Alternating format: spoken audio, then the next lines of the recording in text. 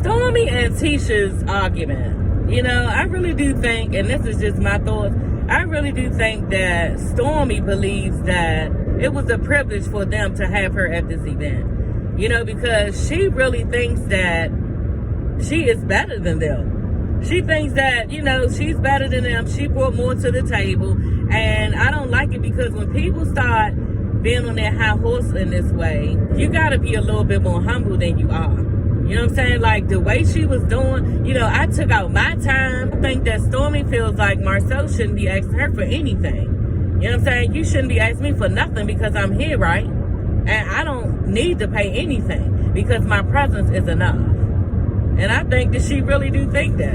And saying things like, you know, I'm taking away from my time and my business and my time that I donated to you to speak and then add value to what y'all got going on. Like, girl, okay, you coming in hot and better than. So how about the next time you don't really need to do this, you know, little event? And then the part where, you know, Tisha's trying to tell you that she did let Marcel know that he was wrong even before we saw that. You know, and he still came up to you. So she can't really do nothing about a man that's going to do what he want to do anyway, especially Marcel. So that was out of her hands. But Stormy wanted to keep on going on, trying to patronize like, what's the name, Kimmy said, you're patronizing her. This is exactly what you're doing. Because Stormy was like, yeah, but what you saying is you telling me that you don't like how I talk to your husband. Bitch, you know you wrong for talking to her husband any type of way. Because you wouldn't like it if she talked to Courtney like that. And that's exactly what Tisha said. You know, because if I talk to your husband in that way, and then Stormy gonna be like, yeah, you're not that crazy to do that. I said, Tisha, girl, you a good one. You know what I'm saying? Tisha did say, you know, if I was to jump over across this table, you know. But, yeah, like, Tisha, I think, allowed Stormy to say too much from the beginning. And I think that she thought she could come to this table the same way, even harder, after she already dealt with Marcel in front of her like that. You know what I'm saying? With saying things like, do you know what your husband did? No, don't play with me like that. Don't play with me like that. At the expo, I think Stormy was real disrespectful to him right then and there, and Tisha should have said something right then and there. You know what I'm saying? Hold on. Wait a minute. Let's pipe the conversation down. You know what I'm saying? Watch how we talk to each other, and then we can have a conversation. You know what I'm saying? She could have said that. Tisha could have said that to Stormy, but Tisha kept letting it go with Stormy. You know what your husband did? You know, yeah, don't play with me like that. Don't play with me like that unless you want to see Courtney. All this motherfucker, and then get active shit. Bitch, we are not on baddies. Like, what are you talking about? Like, it just was so dumb, and I think that Stormy ran with that because she knew that Tisha let her get away with that the first time, girl. Because Tisha, if you would have piped that shit down, I don't think this bitch would have came to the table like she would. She knew she could do you the way that she did, and that's why you got to handle people right off the break. Because Stormy ran with that. She really did, telling her, yeah, I don't think you would do that. I don't think you that crazy to do that. I don't think you crazy enough to talk to my husband like I talk to yours. Wow, y'all. Hey, everybody, it's your girl, Sassy. Let's get into this episode, Love and Marriage Huntsville, okay?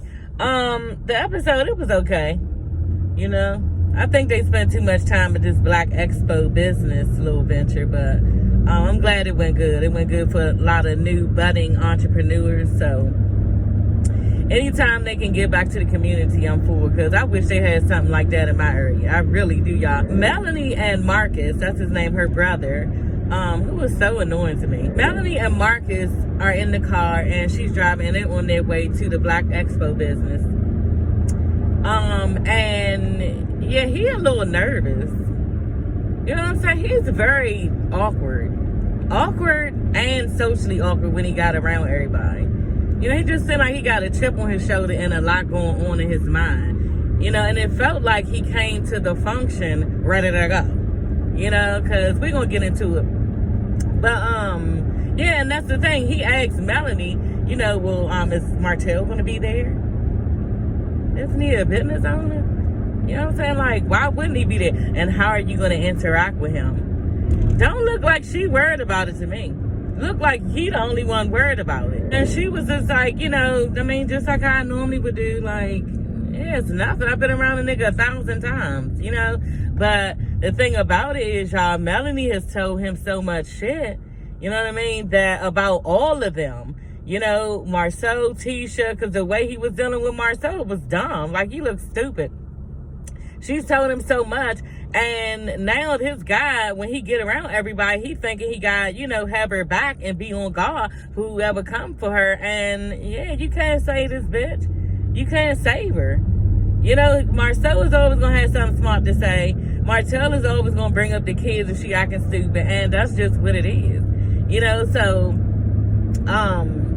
he get in front of Martell, you know, and both of them seem like they argued at first, you know, but then it seemed like Martell started getting irritated with Marcus, and I would have too, you know what I'm saying, especially with the question that he asked, you know, well, how do you think that you and Melanie could make the situation with the kids much more smoother? Bitch, I'm not the one that's been pulling all the shenanigans. You know what I'm saying? So, yeah, it's not me. And just like you said, well, you know, we have been separated for 3 years. You know, so by this time, I would hope that she learned to take down her guard just a little bit. You know what I'm saying? But y'all know she's still hurt. She's still acting petty. And, yeah, the judge made sure that Martell has her number so that he can get his kids. So I just hope that she does right by her kids, because they really do need their father in their lives. You know, fuck what they went through. It's about the kids, you know. And then Martell asked him, you know, well, what do you think that you can do to support, you know, your sister? And he was like, support? Yeah, support your sister and make sure she don't fall back with the shenanigans that she be pulling, and so that the kids can see their father. You know, support your sister in that. Because I know you ain't sitting there fueling the fire, right? I know you ain't sitting there, yeah, fuck that nigga, he don't need to see his kid. I know you're not doing that, right? On starts to show some clips of their tumultuous relationship, you know what I'm saying, that Martell and Marcus had. And in one clip, Martell is telling him, you know, I just don't feel comfortable with my kids being around a man who has a husband, basically around a gay couple, you know. People have their rights and they have their wants and how they raise their kids, and I mean, if that's how he feels, then that's how he feels, you know. And I think that that's the problem that the brother has with Martell. He feels like Martell isn't accepting of his lifestyle, you know. So I could understand for Marcus where that would be a problem too, you know, and why he would have a little bit of a chip on his shoulder. You know, you don't accept me, you don't accept my marriage or my husband, whoever I'm with, and that's a problem for me. And then they show a clip with him telling Martell, yeah, your kids was at my house and they told me, yeah, they would like me to be their daddy. And Martell told him, you know, you ever say some shit like that to me, I'ma smack the dog fuck out you. You know what I'm saying? I'm gonna smack the shit out you. That's what he said. I'm gonna smack the shit out you.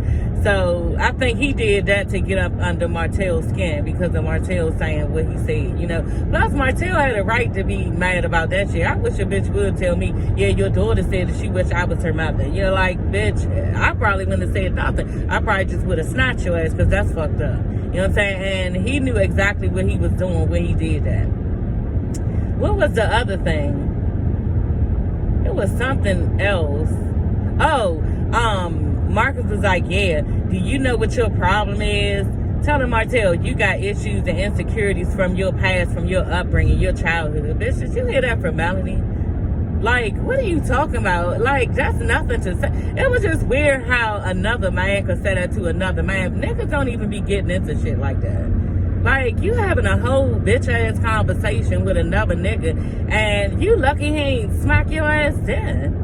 Like, that was some bitch-ass shit. I just don't like him. I don't care for him. And he just seemed like an irritant. You know what I'm saying? He just seemed like that fucking extra icing on the cake that you just don't even need. Like, and I ain't even talking about the smooth kind they got right now. I'm talking about the back in the day cake that we had when I was little. All that extra shit for no fucking reason on top of the cake. This is who Marcus is, and he's annoying. He's a fucking fly at a cookout, bitch. I'm trying to eat, you know what I'm saying? You just all over the place, and you need to calm down. The other thing that was annoying for me about Marcus, that he was just like doing the most when, and I don't know whether he felt like he needed to protect Mel, you know, and she probably was embarrassed, you know, but Marcel is asking Mel, because Marcus goes over to them after, you know, he's finished with Martell, and Marcel was like, asking Melody, well, are you going to speak, here at the engagement? And before Melody can even get something out, she a big girl. Melanie know how to talk. Melanie can answer questions accordingly. I don't know why the brother felt like he needed to interrupt in that moment. Like, he totally interrupted Melanie. He was like, all talking over top her. Yeah, well, I'll speak. Looking at Martell like, I'll speak. Like, he don't really know how to deal with a grown man. Like, he was coming at Marcel like he was on the street. Like, he was on the playground. He was a little boy. It just looked all weird. And Marcel could have took that as something, but he didn't. He was just like, oh, okay. Just like going with the flow, because you was all out of line. Like, weird. Like, weird with it. He is awkward. Marcus is awkward. So, y'all, a funny part, like, they look so stupid. The six of them, Martell, Kimmy, Maurice, Marceau, Tisha, like, they're standing behind the screen. They're on the stage standing behind the projector screen. And you can clearly see their silhouettes, and they're back there arguing. They're back there arguing, y'all, because Martell all of a sudden sees Melody out in the audience, and he gets all around up, oh my God, is that Melody? And she's not going to speak. He feels like she should speak at the event. Why should she speak at the event when she's not involved? She clearly said she's not involved. That's why they brought Stormy in. So I'm just trying to figure out why Martell was so hell-bent on her speaking, to the point, if she's not going to do it, I'm not going to do it. But I think that was just him being used to her speaking for them at speaking engagements, because he doesn't feel comfortable doing public speaking. You know what I'm saying? I think that he probably thought that she would say the bulk of what he thought, and that he could probably piggyback off of what she, was thinking. But that was just weird how he was acting, bitch. You was really acting like you ain't know what the fuck you was about to do. Like, she was going to save you or something. It was stupid. And they looked stupid because everybody could see backstage that they was having some type of quarrel. You could see, movement around, people talking, moving their hands. At one point, Martell was dancing. Like, what the fuck is going on? And for Tiffany and Lewis to sit there and know that was happening, then that's fucked up, because y'all could have at least peeked over the damn stage. It was like a little stage. Y'all could have peeked up, and then y'all part of the cast. Y'all could be like, bitch, y'all behind, we could see y'all. You know what I'm saying? They said nothing. And the reason why they said nothing, now I'm thinking about it, because Tiffany was already salty that she was not included. But just like Tisha said, bitch, what do you do? I don't know that you're an entrepreneur, but they said something about she raised $3 million or something like that. So I guess, but at the end of the day, like, we didn't know you was a business owner, bitch. Like, but Tiffany does know how to speak. So I don't know why they did not, I guess you know how to speak, but you don't have nothing to say. And that's what Marcel was like, I just don't know what you would have said. So Courtney and Stormy, y'all. Courtney is telling Stormy that, basically, he's not really up for having kids because of her near-death experience that she had with their child, giving birth, and saying how the doctor was just dumping, loads of blood to the side during the whole ordeal. And it just traumatized him, and, it was just something that he don't want to see her go through again. And like he said, it just seemed like buckets of blood, like somebody was emptying out a well. Like, he don't want to go through that no more. It was traumatic for him, and he's over that whole thing. Like, no, he want his wife, he don't want her to suffer, and that's just it. And I can't blame him. Like, a child is not worth our marriage. A child that we don't know, you know what I mean? A child that doesn't exist is not worth me losing you. And so, Stormy was taken aback, and she was like, I didn't even, know that it was that serious, and I didn't even know that you felt traumatized by it. And he was like, and she was like, okay, well, where does that leave us? She really wants another child. And he was like, I guess we could do a surrogate. So he went on and agreed to doing a surrogate so she doesn't have to carry the baby.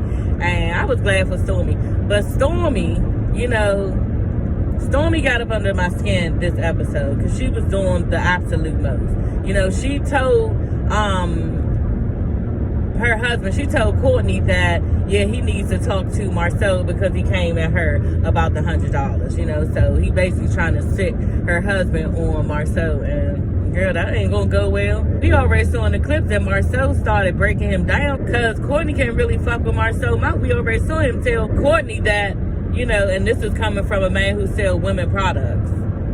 Like, y'all, that nigga got a mouthpiece on him. Okay, so whatever you thinking your husband is about to do up against him, girl, you about to get embarrassed down to the TV, and yeah, I don't really think he want none of that. Now, unless they gonna square up, that might be a different thing. You know what I'm saying? They squared up, maybe Courtney beat his ass or something, but yeah, this ain't that type of chat. So yeah, y'all, on that note, that is all for this episode, okay? I will see you ladies in just later. Don't forget to comment, like, and subscribe. Bye.